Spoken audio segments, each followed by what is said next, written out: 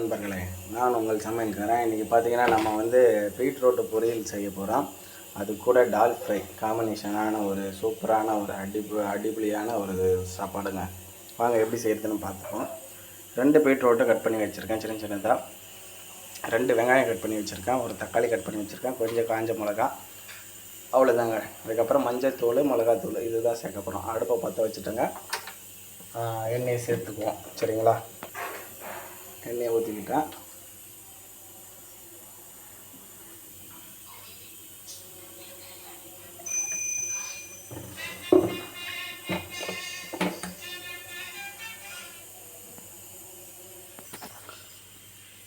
கடுகு, சீரகம், மிளகு சேர்த்துக்கலாம் நண்பர்களே.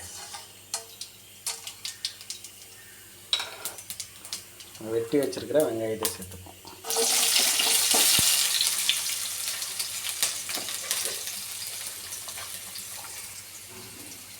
காஞ்ச மிளகாவை சேர்த்துப்போம் நண்பர்களே.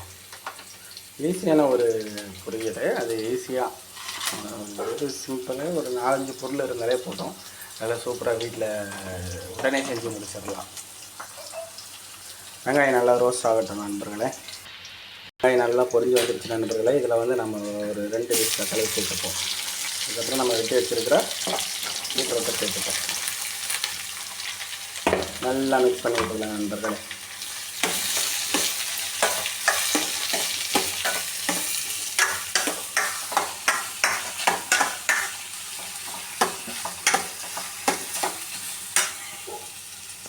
மசாலா சேர்த்துப்போம் நண்பர்களே. ஒரு அரை ஸ்பூன் மஞ்சள் பொடி, ஒரு 2 ஸ்பூன் மிளகாத்தூள்,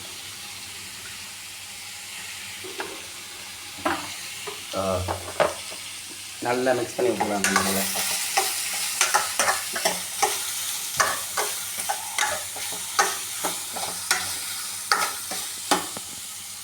ஒரு 2 ஸ்பூன் உப்பு சேர்த்துப்போம் நண்பர்களே.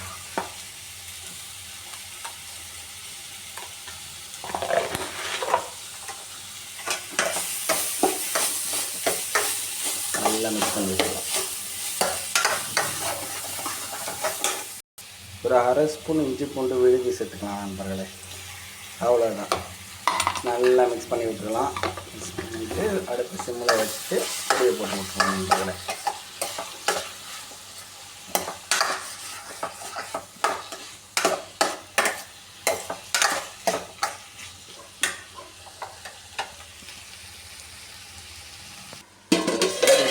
நண்பர்களே பார்த்தீங்கன்னா நம்மளுடைய பீட்ரூட் பொரியலை ஒரு 5 நிமிஷம் நல்ல சிம்மில் வச்சு வேக விடுவோம்.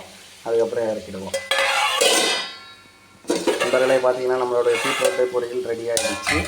5 நிமிஷம் ஆகிடுச்சு, ரெடி ஆகிடுச்சு. இந்த பக்குவத்துக்கு வந்தவொடனே நீங்கள் இறக்கிடுங்க. இறக்கி சாப்பிட ஆரம்பிக்கணும் நண்பர்கள். சரிங்களா? எப்படி இருந்தது அப்படின்னு சொல்லிட்டு எனக்கு ஒரு கமெண்ட் பண்ணுங்கள். நல்லா இருந்தால் லைக் பண்ணுங்கள், ஷேர் பண்ணுங்கள், ஒரு சப்ஸ்கிரைப் பண்ணி விடுங்க நண்பர்களே. உங்கள் சப்போர்ட் இல்லாமல் என்னால் மேலே வர முடியாது.